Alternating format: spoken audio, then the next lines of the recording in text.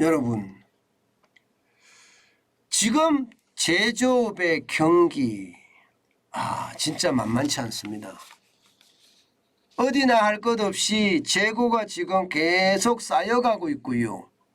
여기에다가 지금 태풍의 피해 때문에 포스코는 최악으로 가고 있습니다. 어디 그뿐입니까? 조선은 어떨까요? 조선도 마찬가지입니다. 역대 최고의 수주액이라고 이야기하지만 이게 인력난으로 쉽지가 않아 보입니다.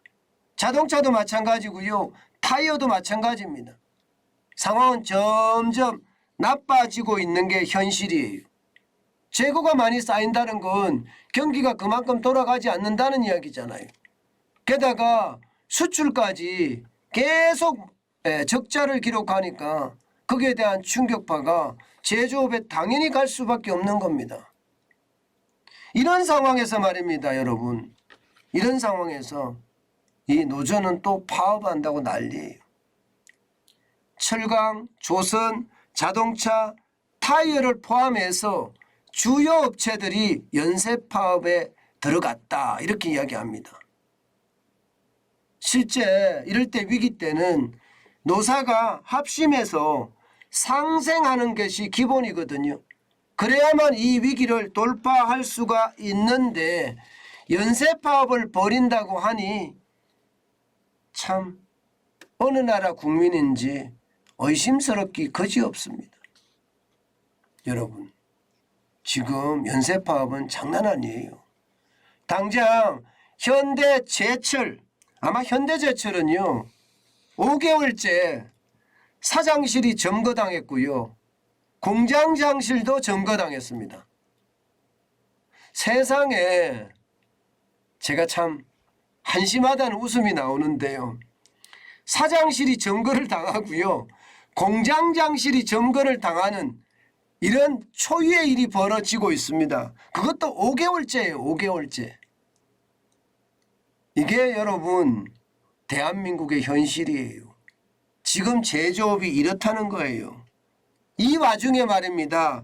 민주노총 산하 4개 지회, 인천, 당진, 포항, 당진 하이스쿨에서 파업을 예고하고 있습니다. 파업 예고한다는 것은 곧 된다는 이야기예요. 노조가 5월 말 기본급 16만 5,200원을 인상을 해달라 하고 임금 요구안을 사측에 전달했는데요. 사측에서는 이 협상이 너무 무리하다 해서 안 하고 있습니다. 지난 8월 말에 노조원 투표를 통해서 파업권 확보했습니다.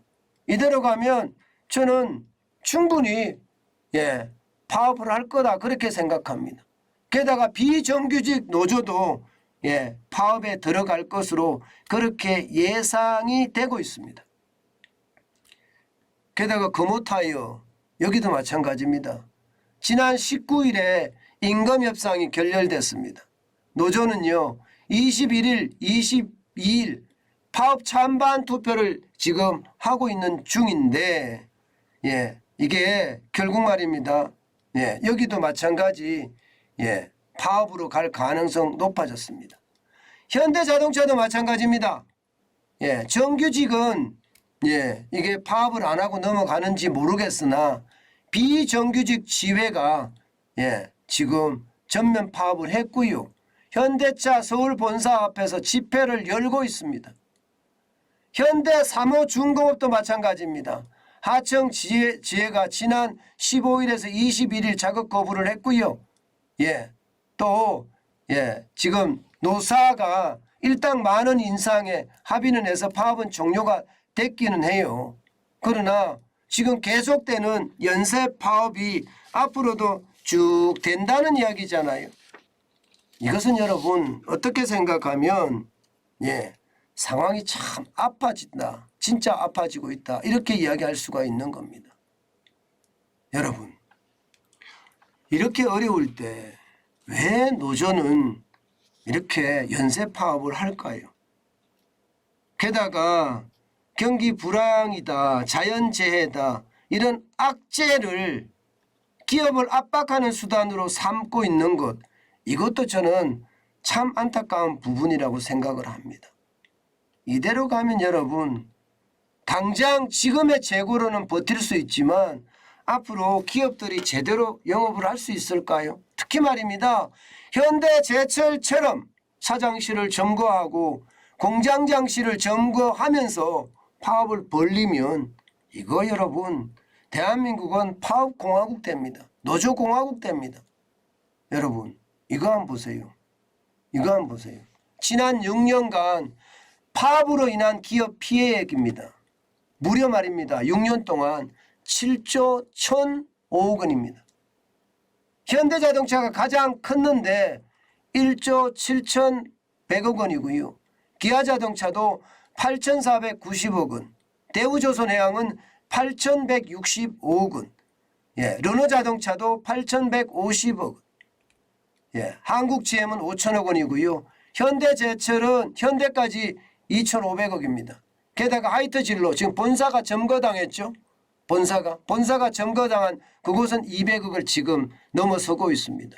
여기에다가 화물연대 운송거부로 인해서 2조 1,400원까지 더하면 7조 1,005억 원이라는 뜻이에요. 참 이것을 보면 말입니다. 저는 그래요. 상생이라는 거 충분히 저는 할 수 있을 거라고 생각을 하거든요. 이게 근로자들의 어떤 이익을 대변하는 게 노조잖아요. 그렇다면 회사 상황을 정확하게 설명을 하고 거기에 맞게끔 노조에게도 그만큼 베푸는 거 경영자들도 할 생각이 있습니다. 근데 무리한 요구가 되는 게 문제죠. 무리한 요구. 그죠? 애초에 무리한 요구를 하면 이게 너 죽고 나 살자는 노조라는 게 노사라는 게 상생의 관계고 이게 너가 죽으면 나도 죽게 돼 있는 게 노사거든요. 그런데 너 죽고 나 살자는 어떤 최악의 어떤 굴레로 가고 있다는 것 참 안타깝다. 저는 그런 생각이 들어요. 여기다가 이제 민주당이 발의하고 있는 노란봉투법까지 통과가 되면요. 이제 불법 파업에 대해서도 손해배상에 대한 면책을 받을 수가 있습니다. 그렇다 그러면 제가 이런 표현 진짜 안 쓰려고 하는데 한마디만 쓰겠습니다. 참 나라 꼬라지 이상하게 돌아가는 거죠. 불법을 법으로 합법화시켜준다는 거. 이거 여러분 말이 됩니까? 저는 말이 안 된다고 생각해요. 아니 불법을 법으로 합법화시켜주면 그게 법입니까? 그거야말로 독재죠. 입법 독재. 저는 절대로 노란봉투법이 통과돼서는 안 된다고 생각을 합니다. 그만큼 말입니다. 최악이 된다는 거예요. 예를 들어서 말입니다. 노란봉투법이 통과가 된다면 예를 들어서 공무원이 혈세를 마구 갖다 써요. 마구 갖다 써. 뭐 사적으로도 쓰고 쓰는 거예요. 이거 불법이잖아요. 그죠? 그런데 이것도 법으로 만들죠. 뭐. 신공무원법에서 혈세 마구 갖다 써도 공무원은 처벌받지 않는다. 이렇게 말입니다. 이게 말이 돼요? 대한민국은 시장경제를 추구하는 나라입니다. 시장경제를 추구하고 자유민주주의를 더 수호하는 나라예요. 그런 나라에서 불법을 합법화한다? 하하하. 참 진짜 우습고 우습습니다. 이게 정상적인 나라인지 모르겠어요. 저는 노사가 정치라는 개념, 정치파업이라는 개념을 이제 뺄 때도 됐다고 생각합니다. 아니 어느 나라 노조가 정치적인 소재를 가지고 파업을 합니까? 정치적인 소재를 가지고 파업하는 나라는 여러분 아마 들어보지 못했을 거예요. 지금 말입니다. 이상한 나라들 있잖아요. 이상한 나라들. 그런 나라들에는 아르헨티나나 그런 나라에도 잘 없어요. 노조는요. 노조의 어떤 궁극적인 일을 해야 되는데 정치 파업을 일삼는다는 게 저는 그게 나라가 점점 거꾸로 가고 있다는 이야기입니다. 여러분 제발 나라를 정상적으로 만들자고요. 정상적으로. 예. 비정상이 정상화돼서는 안 됩니다. 비정상은 망치로 깨부셔서 정상으로 만들어야 되는 거예요. 지금이 바로 그럴 때입니다. 윤석열 정부가 비정상을 정상으로 만드는 것, 예, 아주 중요한 그런 정책이라고 저는 생각합니다. 국가 운영의 기본은요, 법과 원칙입니다. 그 법과 원칙이 바로 설 수 있게 만들어지는 것, 그것이 대한민국이 살아나는 길이다. 저는 그렇게 말씀드릴 수 있을 것 같습니다.